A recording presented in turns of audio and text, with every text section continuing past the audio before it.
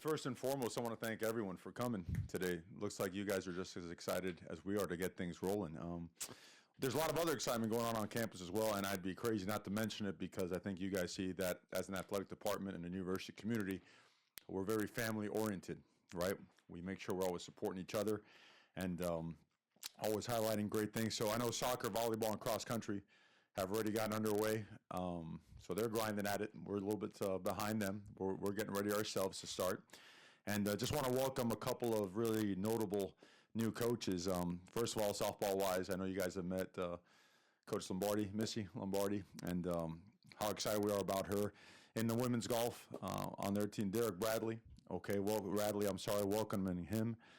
Women's tennis, an alum, Courtney Nagel, coming back home to coach our women's tennis team, and Chelsea Gamble, who was just hired this past Wednesday to coach lacrosse. So a lot of exciting stuff going on in the other areas of the athletic department, and certainly we're fired up because after a great offseason, Coach Feld has done a great job with our football team, our leadership council, our players have done a really good job creating a type of culture that we want here at the University of Oregon in the football program, and a staff that has a ton of continuity that has been able now to focus on the next phase, on year two of a developmental process and making sure that we continue to elevate the standards of Oregon football. All those things combined have us excited beyond what words can describe.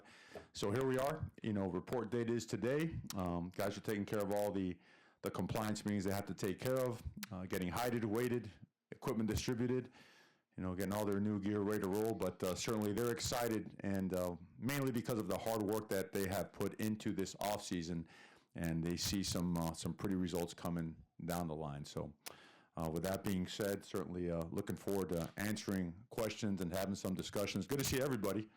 Okay, I hope to see you guys out there as often as possible. We certainly try to make it as accommodating as we possibly can to make sure you get what you need to make sure you get to know our football team, the players, the coaches, and some of the new faces. And by the way, there are some really important new faces in all aspects of our program, from a development standpoint, analysts that have coordinator experience at different universities, and all this does is just give us better chances to prepare our football team as people and as players for a great season and for a great life after football. So, but that being said, I'd like to open it up to questions. Questions? Right here in the front, Ryan, right over your shoulder, Ryan. Mario, things were so hectic in December, and then obviously you had the bowl game recruiting. Since spring practices ended, do you feel like you're kind of comfortable in your new role now and ready for fall camp? I don't know if the word comfortable ever settles in with coaches. I think coaches are always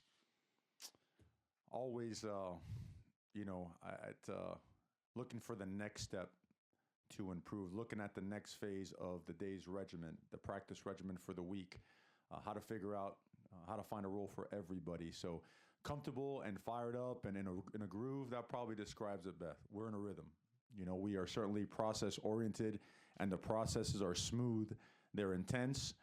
They're very structured, and everybody's involved in it. There's a lot of energy and passion involved in these processes, but yeah, we're set. We have a very good plan, one that we certainly have an experienced coaching staff, and at the same time, just feel very fortunate of the places and experiences that I've had in my career, particularly that last stop and the regimentation and the blueprint for practice and player development, because again, that's always going to be at the forefront as you head into camp. You have to be a much better team at the end of camp and at the end of game 1, 2, and 3, and so forth. And that's all a matter of making sure you're developing and creating ways for your team to improve. So I want to make sure that I gave you a long answer to a short question to start things off this season, all right? On the right, Andrew? Yes, sir. There was so much talk in January about the off-season program and what you wanted to model it on. Now that we're at the kind of the tail end of that, could you assess how that went and how happy you are with how that all, the Alabamization of the program? Well, it's very excited. I mean, it's kind of neat that we've adopted it as the Oregon way, and the bodies have changed, and not so much the cosmetic beach muscles. I mean, it's obvious as you watch a guy like Justin walk by, he's 238 pounds or whatever he is right now. and they're changing. But more than anything, the amount of functional strength that has been developed, increasing our mobility, our flexibility, our ability to redirect, right, to make sure that we play with balance and body control. So many times as you're developing football players, you find that their feet aren't in the ground, their hands are outside. They have fundamental and just basic technical issues due to lack of development. Well, that's what has to be addressed in the off season. And it starts with the way that we functionally screen each and every athlete. Our training department, our training room, they do a heck of a job now. I mean, every single one of them, Travis, Chief, Kim, Stephanie, I mean, they are on point. I wish I had them when I was coming up. Maybe I wouldn't have as many injuries as I had. But, combined with the strength room and, our sports science department, as well as our nutritionist, it's just been it's a group effort. And they cannot be out of sync. They have to work in parallels. They have, and we expect tremendous results. In the middle, Rick? Coach, one of the new wrinkles this year will be the new redshirt rule. How, as a staff, are you kind of incorporating that into your process this year? Well, I think Joe Salavea never redshirted, so we might play him this year. Would look great at defensive line, right? The redshirt rule, it's a great idea. I think it's everyone's unanimously in favor of it, and for the right reasons. This is a developmental sport, and I can't recall the last time an NFL scout walked into any one of our meetings during the process looking forward to the draft. I don't recall a single NFL scout asking me, hey, I know he's a good player now, but how many games did he start as a freshman? Or how many plays did he make as a freshman? They want to see guys develop and go through a process. And that redshirt year, well, it does a couple things. Number one, from a development standpoint, there is no the risk in playing a guy to find out exactly where he may be when the lights do come on. Secondly, it allows your team to remain incentivized throughout the course of the season. I mean, how many times, and I'm guilty of it as well, when you redshirt early and, all right, it's game one, well, 12 more to go. Scout team, bam, every single day, right? Like peanut butter and jelly, the same thing every single day. Well, the development process now is real. It's almost like the developmental squad in the NFL where down the line, the opportunity, whether it be due to injury, whether it be to that player just having developed to a point where they can help us and actually contribute to the team, the opportunities are endless to not only help your team, but to prevent, a guy from losing an extra year of eligibility. And it certainly helps you plan differently. But at the same time, it doesn't mean that we don't believe, at least, I know everyone has a different process. We don't believe that now because you have a red shirt, you just give away playing time. I think that would create the wrong kind of dynamic within the walls of our locker room. Playing time is still earned and has to be earned. But now when it's earned and you're kind of teetering, well, we don't want to burn his red shirt, blah, blah, blah. Now there is no longer that predicament. You can go ahead and play, and I think we're going to see some nice surprises.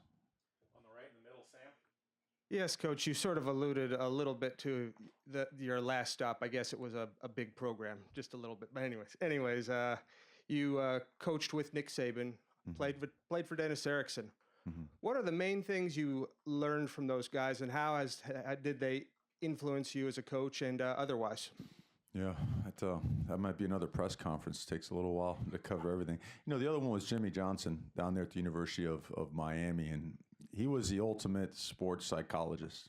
I mean, he was that before how would you call it, the new age sports psychology departments have come into play. He actually majored in psychology, but everything was geared towards being in elite shape, having a tremendous mindset, team unity, and regimentation. And with regimentation comes discipline. He found a way in every single manner possible to create a competitive nature in our team. I mean, if we had the day off and he had a checkerboard out there, I mean, it almost like, well, if you lost in checkers, you're going to have to run 14 gassers after this checkers match. He was the ultimate competitor, and I think as football has progressed and all these different things come into play, roster size limitations, the APR, academic requirements, which are so important, right? It's changed the game for the better.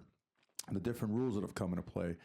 Some of those things really were taken into account at that last stop I had.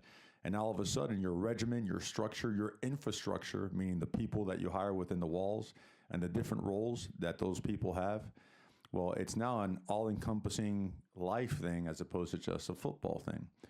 And anytime you could take life and football and bring them together, because, I mean, we all know, I mean, we were there, right? 17, 18, 19, football, fun, touchdowns, everything. Well, sometimes we can't see past the front of our face, and we have to help kind of peel aside those walls and barriers to do so.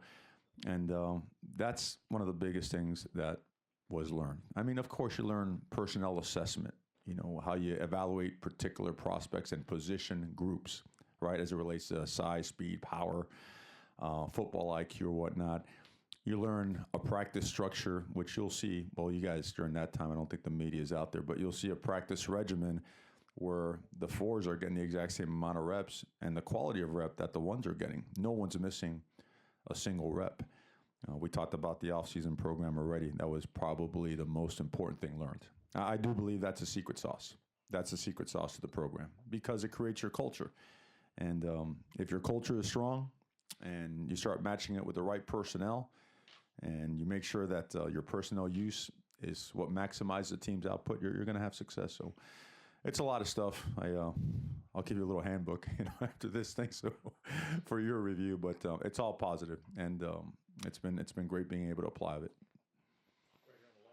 A lot's been said about Justin and his potential or the year this season, but what's kind of your assessment of the guys behind him after spring ball and kind of where you're at going into fall camp? That's a great question. We've touched on it a couple of times because those guys were impressive during spring camp.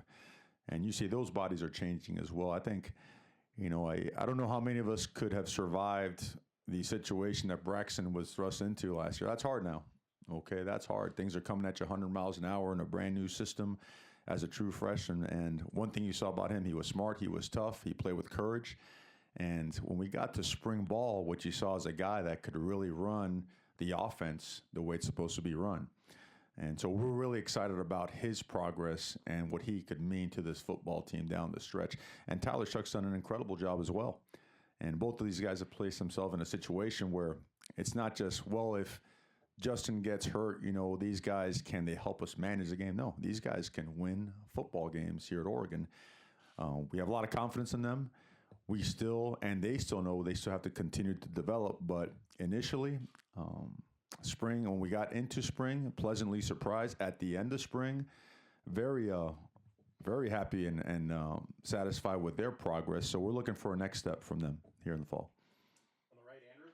I wanted to ask status of 3 players. One is Jalen Hall. Has he reported? And if not, do you expect him at fall camp at all?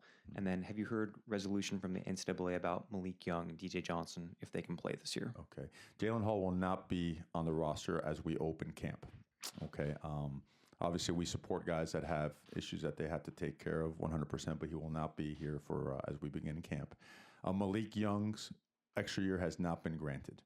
So Malik Young also will not be on the roster. Did you mention a third? DJ Johnson.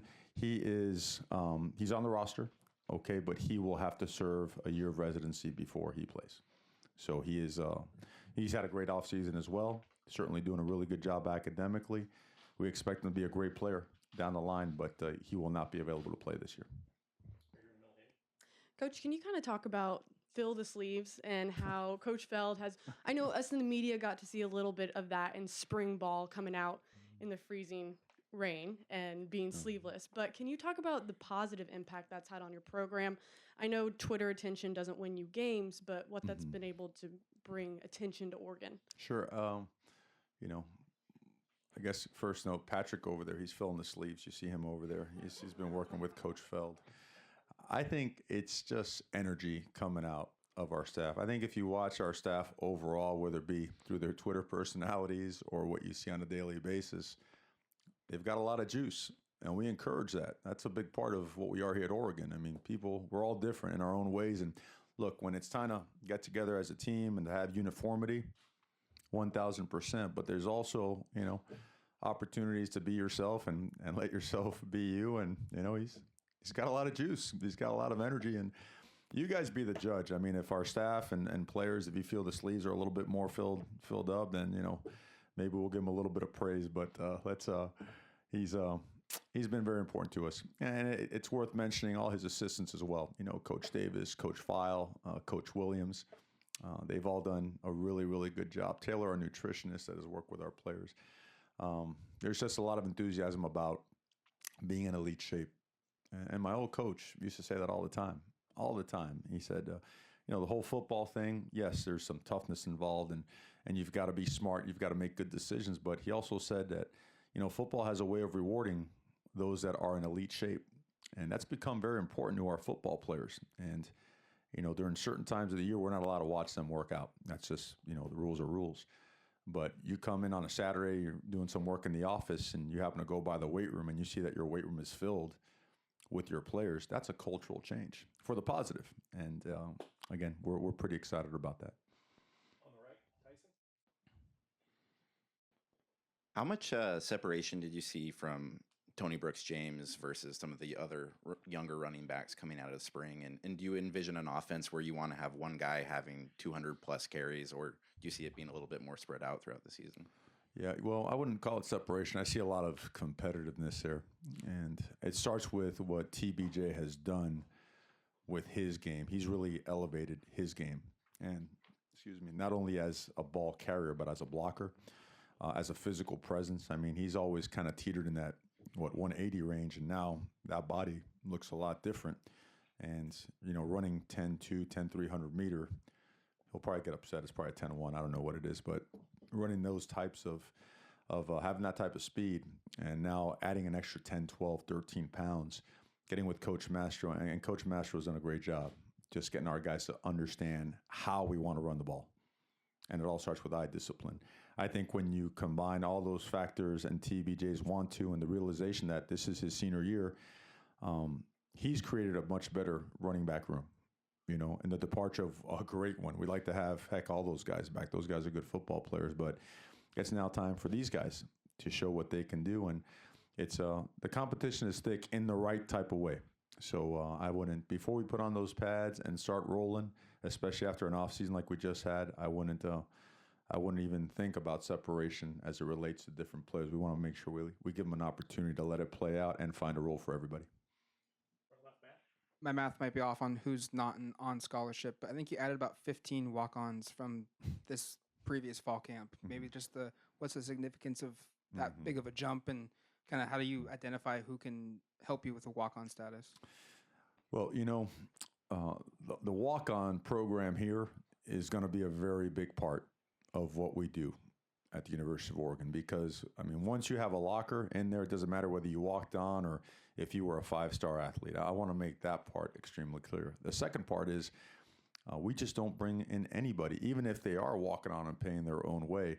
We scout and we recruit every single player on this roster, including the ones that have come on as walk-ons. We feel very fortunate with the ones that we have had walk-on, because we've got a couple guys that are pretty significant, pretty prominent track athletes that are in that 10-3, 10-4 range that increase our team speed right away. We have some big body linebackers and some edge rushers that we feel are going to have the opportunity to compete. So it's significant because now the quality of your team continues to improve, right? I think everybody knows, hey, look, these guys really separate themselves as the first 22, top 22 players, top 40 players. Well, what does 40 through 90 look like? What does 90 through 110 look like? So the quality of our team from top to bottom, the expectation and our goal is to make sure it's as high as it could be. Coach, you are one of, as I count, 5 new coaches in the conference this year. That's a lot of turnover. This has always been a fairly stable conference in that respect. I was kind of curious. Stable in football? Well, there's been a lot of turnover as head coaches. Guys come here and kind of stay, but some of them. But anyway, with the 5 new coaches, how does that complicate your looking around the league and kind of game planning and seeing what is in store, and what are your thoughts of the Pac-12 this year? Yeah, that's where these analyst hires, which we haven't touched on much, but it's important to do so. That's why they're so important, because, the month of May and the last part of April, that's our heavy recruiting time, right? We're on the road evaluating. I'm not, but the assistant coaches are. I'm not allowed to be. But what you'd like to do with that month is use it as efficiently, as wisely as you can. These guys take a deep dive into every opponent, especially as it relates to everything you just mentioned. New head coaches, new coordinators, places they've been, what they've run, who they're influenced by, who they're working with now, right? What have they done for the past 5 years? Because it's probably a pretty good indication of what they're going to be doing for the next couple of years to get us ahead in terms of recognition and familiarity of our opponents, give us a chance to put together a preliminary game plan on our opponents as well. And that's where that manpower, comes into play. And these guys have done a really good job in helping us do so. And you have to. I think if you don't do that, you're going to find yourself in a time crunch come your game plan week. There's too many, I wouldn't call them subtle. There's too many differences and too many, I would say, wrinkles in the different schematically in the different offense and defensive schemes that we have seen and will see in the conference for you not to get a step ahead. In fact, during camp, once the first 7 days go by, we'll dedicate, a 12-minute period, 20-plus plays a day to a particular opponent and the 3 things that could present issues to us or for us. And why would you do that? Well, this is a cumulative rep type of learning process, right? We want those reps logged in the minds of our players, having seen at least one, even if they don't know who it is. Coach, what are we doing a spread option period for? This team doesn't. Well, it might be because when we face so-and-so, those reps are going to come into play. But I hope that makes sense because that's a great question. It is always a challenge of the offseason. But if you do it right and if you're efficient, you have a chance to make it a big positive. Front middle, right here, Austin. Mario, I know you're totally focused on what's happening here, but with what's happened at Ohio State and you being a guy who's been a head coach before and now is transitioning back into that role, is there anything that you can take from that in terms of what the head coach has to do, being responsible, not just for himself, but everybody in the organization? And how do you do that when you're leading an organization that is so big? Sure. You're responsible for a lot of people, and it starts with making sure that you hire and recruit the best people that you can, and it continues into the educational aspect. You always want to educate players, coaches, the people in your building as best you can. And I know it's a huge topic, very familiar with the situation. My comment on that would be that domestic violence can and never will be tolerated. It cannot be. So, but certainly your responsibilities, right? Your responsibilities are very wide-ranging, and you have to make sure you're on top of them. Andrew, right? Yeah, I was just hoping you could define the program standards toward violence toward women, or even allegations of punishments that would stem from that. Just how do you approach that? A zero tolerance policy is what it is. I think anytime you have any type of issue in your program, number one, you gather factual data, so that you could come to a decision along with the administration, of course, that fits the situation. But always base everything on facts, and you have to make sure you have hard line guidelines as it relates to certain things, and of course, that one of them being domestic violence. Now that you're heading off into a full season, what sort of philosophy do you take in terms of addressing goals with your guys? Do you talk about championships you want to achieve? Do you talk about win totals? Do you talk about bowls you want to get to? What is your philosophy in terms of what you do and don't address? We're good to go. I'm going to put your face right by that board too, right there. Our goals are set. But how much do you actually talk about that with guys as you embark on the season? Well, it is, but you stay process oriented. You certainly set the goals. You don't shy away from them. God forbid the fact that we should ever shy away from wanting to play for championships. If you do, you're at the wrong place. This is the University of Oregon, right? So that being important, but there is a process to get there. And taking a peek at the scoreboard, or taking a look at a result, or thinking about the fourth quarter when we're still in Series 2, Quarter 1, it's not going to get it done. Our team has to understand that. It's part of what we do from a practice standpoint, is understanding that if you trust the process and you grind and work at the process, eventually the process is going to love you back. It's going to take care of you. And we have a high trust factor in that right now. So I know our players are really looking forward to that. Mario, are there areas on the team where you're searching for depth and you have either graduate transfers or true freshmen coming in that you're very hopeful will be able to fill some of those needs? I don't think you're ever satisfied with depth. I think you're always going to look for quality depth. I know the one that was glaring, and the big question was always that wide receiver. I think we've together a couple of pretty decent solutions, and the addition of a guy like Tabari Hines, Kano Dillon as well, big tight end. I think he's weighing in at a light 274 pounds. Certainly that helps at 6'5". The development of our current guys. I don't think it's easy to get lost in the fact that a guy like Brendan Schooler was playing defensive back in his first year, flipped over to wide receiver, was very productive, and just at the end of spring ball, he was so productive and so natural. Dylan Mitchell, we expect a big year from Dylan Mitchell as well. Guys like Jalen Redd, they're time to step up. Johnny Johnson, grinding at it. David Davis with his, minus that little funky dance he did in the spring game. You're looking at guys that have a lot of talent, and the nature of football when we're doing it right is as you develop guys, it's their turn. So we like to see guys step up there. The tight end position has been solidified more. Offensive lineman, we're always going to, make sure that the line of scrimmage is taken care of. You'd like more depth at the defensive line position. You would feel good about our front seven and the guys that roll out there when the ball is put down, but certainly would like more. I don't think you could ever have enough, great defensive linemen. Now, we feel good about these young linebackers coming in and learning the system and being able to contribute and play. And on the back end, we're probably a couple, bodies short, but not from a talent standpoint. We're pretty close to where we need to be. We're not that far off.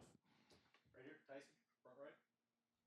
When this facility opened up 5 years ago, it was pretty unique in its standing in college football. There just wasn't a whole lot like it. In the 5 years since, other programs have opened up, facilities similar to this, but kind of 5 years later, where do you see this facility, and how much do you kind of use it still on the recruiting pitch, and what's kind of the reaction you see from kids who do go to some of the other schools knocking over phones and You're right. The arms race has gotten bigger and stronger and whatnot, and all I can say is the University of Oregon continues to have the very best facilities and the biggest commitment from a resource standpoint, administration standpoint, to providing our student athletes with the very best of everything to give them the best chance for success. We're very proud of that.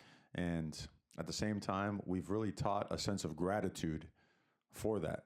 Like, as you go around, if you walk around our players, the words please and thank you are pretty prominent words in their language. And they have to be, right? If you walk through their locker room, you'll see that, wow, that's a really, really nice locker room, but everything's in order, because they understand how appreciative we need to be, and because we'll throw their stuff out if they leave it on the floor. But besides that, they get it, and that's part of the culture as well. Having gratitude, being appreciative of this incredible place. If you walk through this building and you don't want to perform better, I'm pretty sure since the day I've been here, I've knocked down 2/10 off my 40 time, just being this athletic type of, just through osmosis, you know what I mean? So you can imagine these guys as they get to wear the best of the best equipment in Nike and apparel, as they get to train in the best facility, they get the care from the best training staff, and get to eat in the most incredible, fully organic kitchen that there is out there with a staff that, I could go on and on about it, but again, it's about gratitude. All right, last question right here, Andrew, on the right. There were a number of guys who just physically couldn't go the whole 15 practices during spring. Are there similar situations with guys who just won't physically be able to start camp for you? To start camp, yeah, Tabari Hines, he did get nicked up. He had a minor, knee procedure, nothing major.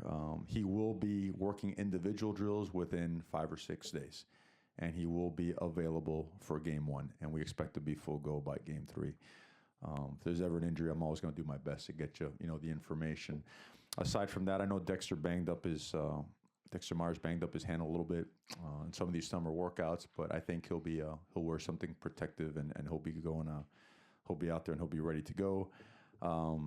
Aside from that, Billy Gibson, new baby, into this world. So he'll be here probably a day or two later than our start camp date. We certainly support him, right? We've all, those of us that have had, it's kind of an important thing, when you have a child, you want to be there.